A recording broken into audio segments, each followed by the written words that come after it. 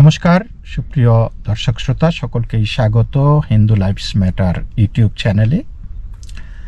দর্শক, বাংলাদেশের রাষ্ট্রপতি শাহাবুদ্দিন চুপ্পু তিনি কি হিরো নাকি ভিলেন? গত কয়েকদিন আগে বাংলাদেশের একটা পত্রিকা কালের কণ্ঠকে তিনি একটি দীর্ঘ সাক্ষাৎকার দিয়েছেন। সেই সাক্ষাৎকারে তিনি অনেকগুলি অভিযোগ করেছেন। সেই অভিযোগগুলোর মধ্যে হলো যে তাকে কার্যত বঙ্গভবনে আবদ্ধ করে রাখা হয়েছিল। ইউনূস সরকার তাকে অসাংবিধানিকভাবে জোরপূর্বক সরিয়ে অসাংবিধানিকভাবে কাউকে সেখানে নিয়োগ দেওয়ার চেষ্টা করা হচ্ছিল। তারপরে জাতীয় দিবসগুলিতে তার কোনো বাণী দেওয়া হয়নি, তাকে বিদেশ ভ্রমণ যেতে বাধা দেওয়া হয়েছে, বা বেসিকলি বিদেশি সরকারের কাছে মিথ্যাচার করেছে।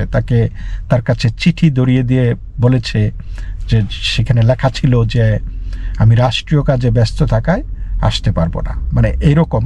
যদিও তিনি বললেন যে আমার কি ব্যস্ততা ছিল। তিনি বলেছেন যে তাকে ঈদের দিনে জাতীয় ঈদগাহ ময়দানে সেখানে জামায়াতে যেতে দেওয়া হয়নি। তা এরকম বহু অভিযোগ হয়েছে।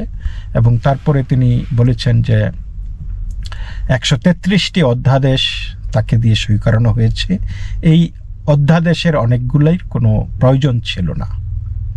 তো সব বুঝলাম, মানে তার অনেক অভিযোগ, এবং বিদেশ থেকে সফর করে এসে বা বিদেশিদের সাথে কোনো চুক্তি করে ডক্টর মোহাম্মদ ইউনূস কখনোই তাকে কোনো কিছু ব্রিফ করেনি, যেটা তার সাংবিধানিক বাধ্যবাধকতা ছিল।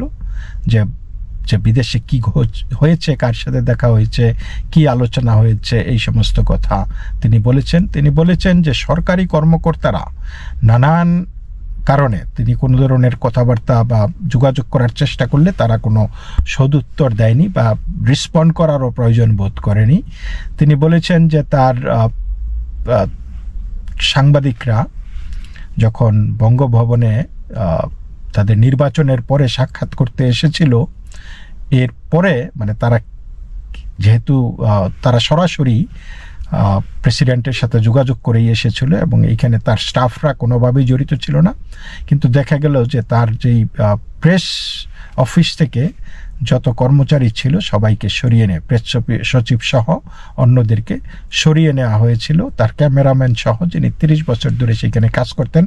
বেসিকলি একটা লিটানি অফ ইস্যুস তিনি তুলে ধরেছেন, যেইভাবে এই শাহাবুদ্দিন চুপ্পুকে ইউনূস এবং উপদেষ্টারা অবজ্ঞা, অবহেলা, অমর্যাদা করেছে, ইনক্লুডিং বিদেশি মিশনগুলি থেকে রাষ্ট্রপতির ছবি অবৈধভাবে, মানে কোনো ঘোষণা ছাড়া, কোনো আইনি প্রক্রিয়া ছাড়া সরিয়ে নেওয়া হয়েছে। তো এবং শুধু ভালোর ভালো যেটা তিনি বলেছেন সেটা হলো যে তারেক রহমান সম্পর্কে খুব ভালো কথা বলেছেন, যে তিনি অত্যন্ত মানবিক একজন মানুষ, এবং তিনি বিএনপি এবং 3 বাহিনীর প্রধান, সেনাবাহিনী প্রধান ওয়াকারুজ্জামান, তাদের ভূয়সী প্রশংসা করেছেন যে তারাই তাকে টিকিয়ে রেখেছে। এবং তিনি তার একটা আগ্রহ ছিল যে তিনি এখানে থেকে থাকবেন, তাকে যাতে ধারাবাহিকতা, একটা গণতান্ত্রিক ধারা চালু থাকে, যতই প্রেশার আসুক তিনি যাবেন না। মানে তিনি একটা হিরো সাজার চেষ্টা করেছেন এইখানে।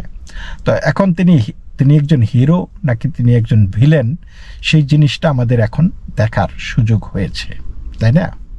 তো আসুন দেখি শুরুতেই যে এই যে 133টা অধ্যাদেশ ইউনূস সরকার জারি করেছেন, তার মধ্যে 3টি অধ্যাদেশ হয়েছে শুধুমাত্র ইনডেমনিটি দেওয়ার জন্য। ইনডেমনিটি, যারা নাকি জুলাই জঙ্গিরা, যারা নাকি খুন, মব ভায়োলেন্স এইসবের সাথে জড়িত, তাদেরকে এই দায় মুক্তি দেওয়ার জন্য, মানে 1টা না 2টা না 3টা অধ্যাদেশ জারি করা হয়েছে। একবার অধ্যাদেশ জারি করেছে, তারপরে কিছুদিন পরে 6-7 মাসের মাথায় আর কি। তারপরে তাদের মনে হলো যে দ্যাট ওয়াজ নট এনাফ, তারপরে আবার নতুন অধ্যাদেশ জারি করেছে। তারপরে আবার এই কিছুদিন আগে হবিগঞ্জের SI সন্তোষকে হত্যাকারী জুলাই জঙ্গি এই মাহাদি হাসান, এবং তারপরে ওই যে ডানা কাটাপুরি 32-এ ধানমন্ডির 32 ভাঙচুরের সময় যে নাকি নেচে গিয়ে নর্তকী সেজে মনোরঞ্জন করেছিলেন সেই সুরভি, তাদের গ্রেপ্তারের পরে আবার তৃতীয় দফায় করা হয়েছিল, ইনডেমনিটি দেওয়া হয়েছিল। এখন এই ইনডেমনিটির কি প্রয়োজন ছিল? এই ইনডেমনিটিগুলি যদি অন্যায়কে কি করে, তিনি যদি হিরো হইতেন, তিনি তো এই যে 3000 পুলিশ মারা গেছে এই তত্ত্বাবধায়ক সরকারের আমলে, প্রায় 200-র বেশি মানুষ মবের শিকার হয়ে খুন হয়েছে, তারপরে হিন্দুদের ঘর বাড়ি এগুলি ধ্বংস হয়েছে, প্রতিমা ভাঙচুর হয়েছে, পূজায় আক্রমণ হয়েছে, মানে আরও কত কিছু। তো এত কিছুর পরে তো এগুলির ইনডেমনিটি কেন দিতে হবে? এবং তিনি একজন বিচার বিভাগের মানুষ, তিনি এমন না যে তিনি আইন বোঝেন না, সংবিধান বোঝেন না, তিনি তো তার সেই দীর্ঘ আইনি অভিজ্ঞতা আর পরিপ্রেক্ষিতে তিনি বলতে পারছেন যে না, আমি এই অন্যায় অধ্যাদেশে স্বাক্ষর করব না।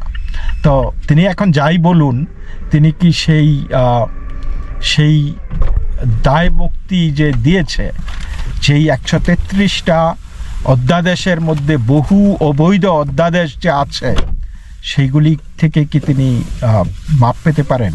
এটা কি তার দায় বহন করতে হবে না? তারপরে কথা আছে যে মানে স্পষ্ট নির্দেশনা আছে, গাইডলাইন্স আছে যে সরকার পরিবর্তন কিভাবে হবে, তাই না? এবং তিনি প্রধানমন্ত্রীর সাথে পরামর্শক্রমে কাজ করার কথা। তো প্রধানমন্ত্রী শেখ হাসিনা তিনি কিন্তু পদত্যাগ করেননি, তাকে দেশ থেকে মিলিটারি বিমানে তুলে, রাষ্ট্রীয় বিমানে তুলে, রাষ্ট্রীয়, এমন না যে তিনি পালিয়ে গেছেন, ওকে, তাকে রাষ্ট্রীয় এই এয়ারক্রাফটে করে, সেনাবাহিনী এসকর্ট করে তাকে ভারতে নিয়ে গেছে। এবং রাষ্ট্রপতি শাহাবুদ্দিন চুপ্পু তিনি নিজে বলেছেন যে প্রধানমন্ত্রী পদত্যাগ করেছেন শুনেছি, কিন্তু তার পদত্যাগপত্র তিনি দেখেননি, তিনি জানেন না, তার কাছে পদত্যাগপত্র পাঠানো হয় নাই। তাকে বলা হয়েছিল প্রধানমন্ত্রী 12টার সময় বঙ্গভবনে আসবেন, তারপরে তিনি শুনলেন আধ ঘন্টা পরে যে তিনি বাংলাদেশ ছেড়ে চলে গেছেন। সুতরাং প্রধানমন্ত্রী, এই যে সরকার যে শূন্য হয়েছে, তিনি সংসদ ভেঙে দিতে পারেন একমাত্র প্রধানমন্ত্রীর নির্দেশ, মানে প্রধানমন্ত্রীর অনুরোধ ক্রমে বা পরামর্শক্রমে। তিনি যে সংসদটা ভেঙে দিলেন, এটা কি আইনি হয়েছিল? কি কারণে তিনি সংসদ ভেঙে দিলেন? তো সংসদ, দেশে যদি অস্থিরতা তৈরি হয়, সেই ক্ষেত্রে তিনি মিলিটারিকে, যেহেতু তিনি সেনাবাহিনীর সর্বাধিনায়ক, সেই ক্ষেত্রে তিনি যেটা বলতে পারতেন যে প্রত্যেকটা সংসদ সদস্যদেরকে নিরাপত্তা দেওয়া হোক, সংসদ সদস্যদেরকে সংসদে আনা হোক, এবং সেই সংসদে আলোচনার ভিত্তিতে জরুরি আইন জারি করা হোক বা হোয়াটএভার, সেটা আইনি কাঠামোর মাধ্যমে। কিন্তু এইখানে প্রধানমন্ত্রীকে কেউ কিডন্যাপ করেছে কিনা, প্রধানমন্ত্রীকে মানে কি হয়েছে, রাষ্ট্রপতির কি সেটার জানার আগ্রহ থাকা উচিত না? তিনি বলতেছেন আমি প্রধানমন্ত্রীর পদত্যাগ পাই নাই। তাহলে তো তিনি জানেন যে পদত্যাগপত্র পাই নাই, তার মানে তিনি জানেন যে প্রধানমন্ত্রীকে কেউ অনিষ্ট করেছে।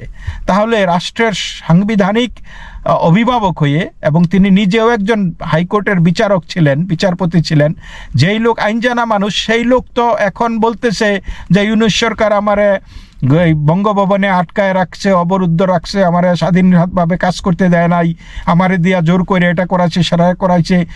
তো এখন কেন?